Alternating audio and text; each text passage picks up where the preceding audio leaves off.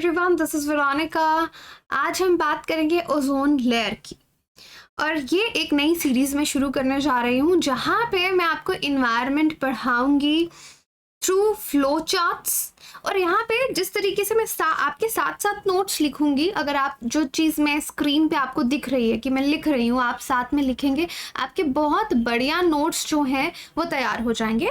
I will pick topics randomly जो exams के लिए प्रीलिम्स और मेंस को देखते हुए जो इम्पोर्टेंट है। तो ठीक है, आज का टॉपिक मैंने चूज किया ओजोन लेयर। इसको हम एक दो पार्ट्स में जो है वो कवर करेंगे। सो टू स्टार्ट विद, अब ओजोन लेयर के बारे में आप सबने पढ़ के रखा है, that is fine, but now you don't know कि आपको नोट्स कैसे बनाने हैं या फ्लो चार्ट। ताकि फ्लो चार्ट्स या नोट्स का क्या फ़ायदा होता है कि आप जब लास्ट डेज आपके बच्चे एग्जामिनेशन पास आ रहा है, आपको रिवीजन करनी है, तो क्या होना चाहिए, आपके पास रेडी नोट्स होने चाहिए जहाँ से आप रिवाइज कर सकें। ठीक है, तो आज का हमारा टॉपिक है। तो इसी तरह से आप कलर्ड पेन यूज़ करके A4 शीट्स पे ये नोट्स जो मैं आपके साथ बना रही हूँ आज, इनको आप बना सकते हैं। So let's write on the top ozone layer. अब ये है कि मैं डिजिटली लिख रही हूँ, अदरवाइज मेरी हैंड राइटिंग इतनी बुरी नहीं है, तो डिजिटली थोड़ी सी बुरी आती है। बट कोई वर्ड आपको समझ नहीं आया, आप कमेंट सेक्शन में मुझसे पूछ लीजिएगा, मैं आपको बता दूंगी। ठीक है, अब आप लिखेंगे, नेक्स्ट आएगा इसका इंट्रोडक्शन। ठीक है, कि इसको आप कैसे लिखेंगे, इस तरह से आपके नोट्स इस टॉपिक के होने चाहिए।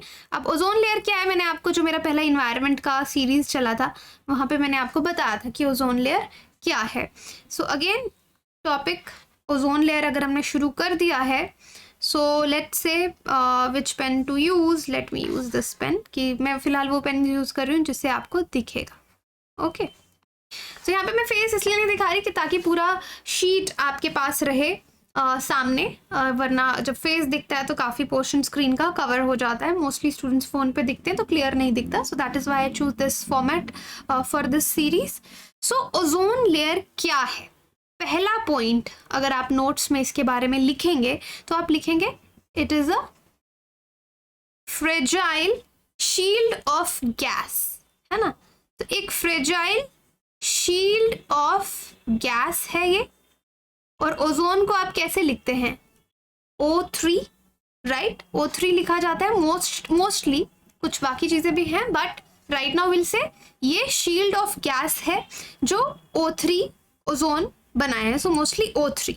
ओके, तो एक पॉइंट ये आ गया, आपको ओजोन के बारे में पता चल गया। अब इसके बारे में हम पॉइंट नंबर 2 लिखेंगे ओजोन के बारे में। तो पॉइंट नंबर 2 आएगा कि ओजोन का काम क्या है। ये अर्थ को हार्मफुल अल्ट्रावायलेट रेज से बचाता है। तो आप लिखेंगे प्रोटेक्ट्स, तो साथ साथ लिखिएगा प्लीज, तभी इस पूरी सीरीज का आपको फायदा है। प्रोटेक्ट्स अर्थ फ्रॉम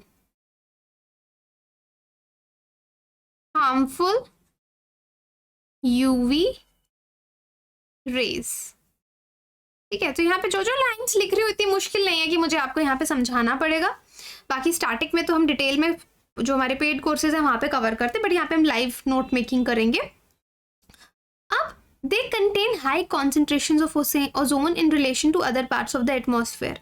अब जो ये ओजोन लेयर की बात हो रही है, राइट, रिमेंबर हम सिर्फ ओजोन की बात नहीं कर रहे हैं, लेयर की बात कर रहे हैं। अब ओजोन अर्थ पे एटमॉस्फेयर में अलग अलग जगह प्रेजेंट है। तो ऐसा नहीं है कि जहां पे भी O3 होगा वो ओजोन लेयर है, नहीं। जहां पे हाई ओजोन लेयर क्या है, हाई कॉन्सेंट्रेशन, ठीक है, हाई कॉन्सेंट्रेशन ऑफ ओजोन की जगह I am writing O3 as compared two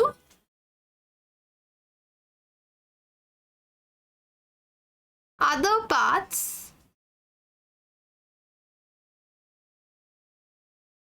of atmosphere.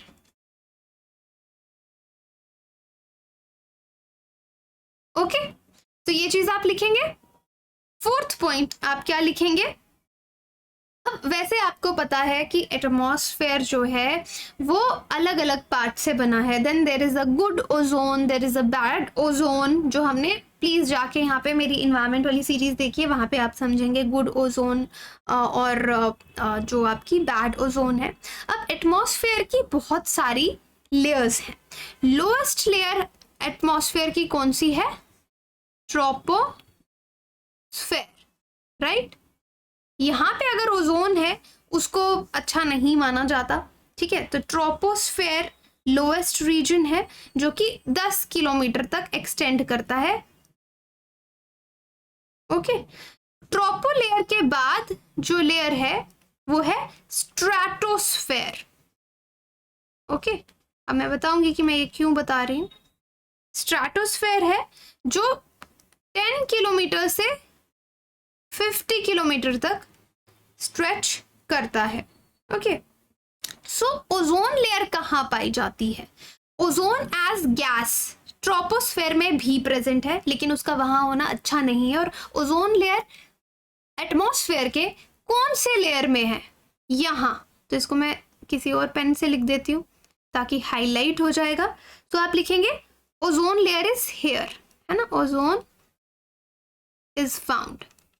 तो मतलब कहाँ पे ओजोन मिल रही है आपको? स्ट्रेटोस्फेयर में, अबाउट 15 to 35 किलोमीटर्स. ओके.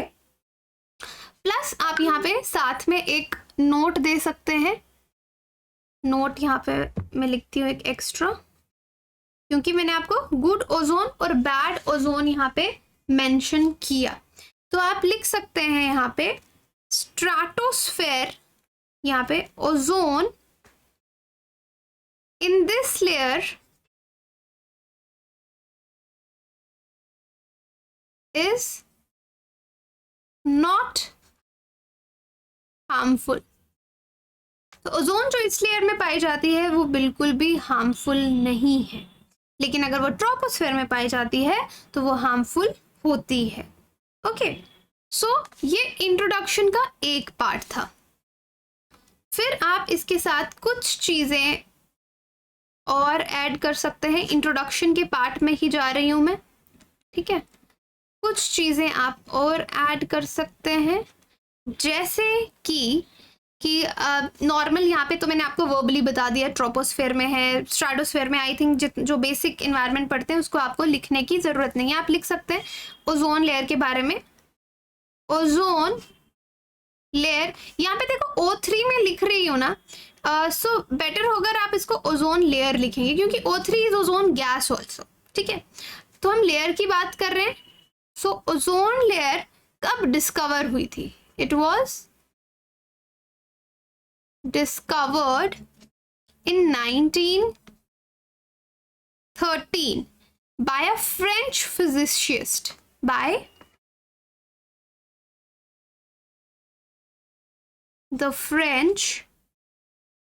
तो मैं इसीलिए लिख रही हूँ स्लोली, वरना मैं पीपीटी भी बना सकती थी, ताकि आप लोग इस क्लास में जो भी 10-15 मिनट दें आपके एनवायरनमेंट के नोट्स जो हैं वो तैयार हो जाएं. बाय चार्ल्स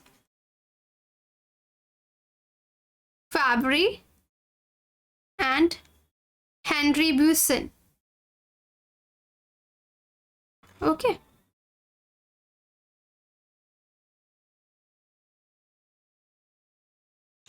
सो आप एक चीज और लिख सकते हैं यहाँ पे इसके बारे में.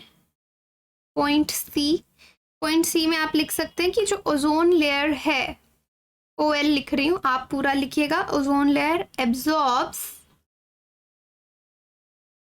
97 to 99% of sun rays. Sun rays कौन सी वाली रेज? सन की यूवी रेज की बात मैं कर रही हूँ. यूवी रेज, सन रेज सारी नहीं, सनरे की यूवी रेज जो है उनको ये एब्जॉर्ब करती है, जिसका फ्रीक्वेंसी 200 नैनोमीटर से 315, सॉरी नॉट फ्रीक्वेंसी, वेवलेंथ की बात कर रही हूँ मैं. ये this is wavelength. 200 nanometre to 315 nanometre, जो कि मीडियम फ्रीक्वेंसी में आता है, उसको ये एब्जॉर्ब कर लेती हैं। तो अदरवाइज क्या होगा डी पॉइंट, कि अगर ये रेज अर्थ पे पहुंच गई, they can damage ozone layer. In UV rays की बात कर रही हूँ, ठीक है, UV rays, they can damage life forms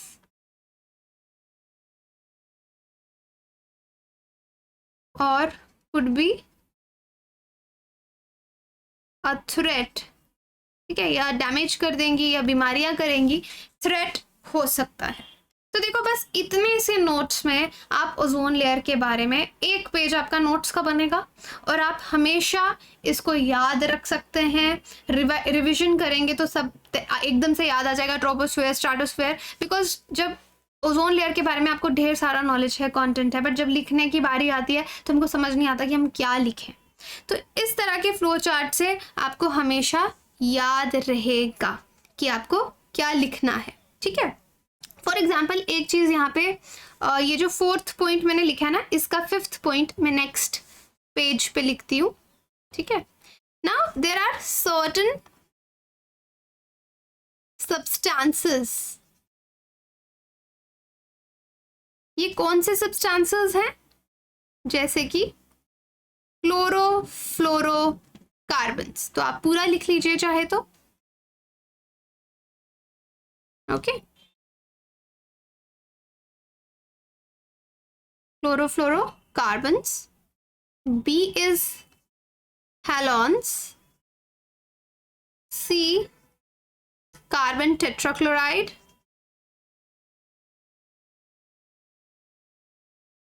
Okay.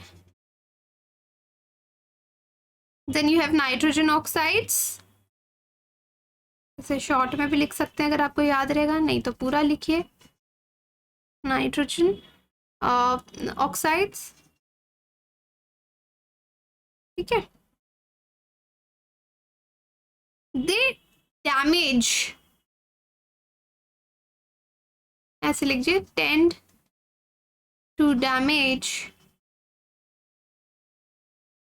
Ozone layer. और भी हैं, और इनको क्या बोलते हैं?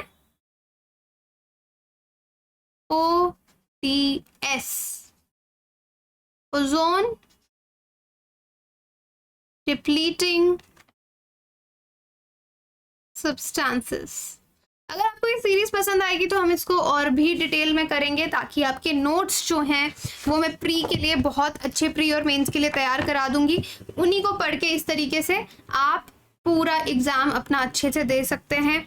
So show some love, share it with your friends. So next में जो नेक्स्ट इसी का पार्ट में लेके आऊँगी, वहाँ पे हम एटमॉस्फेरिक ओजोन के बारे में बात करेंगे कि जो एटमॉस्फेरिक ओजोन है वो किस तरह से प्रोड्यूस होती है और डिस्ट्रॉय होती है, जिसमें हम ट्रोपोस्फेरिक ओजोन के बारे में बात करेंगे, फिर ओजोन होल के बारे में बात करेंगे, और उसमें भी आपको मैं इसी तरह के शॉर्ट नोट्स जो है वो कवर कराऊंगी। सो हम बहुत ज़्यादा डिटेल में नहीं करें, बट नोट फॉर्मेशन में करें, ताकि कॉन्सेप्ट्स आपके माइंड में रहे और नोट्स आपके आगे रहे, जो आपको एग्जाम के टाइम पूरा रिवाइज करा दें।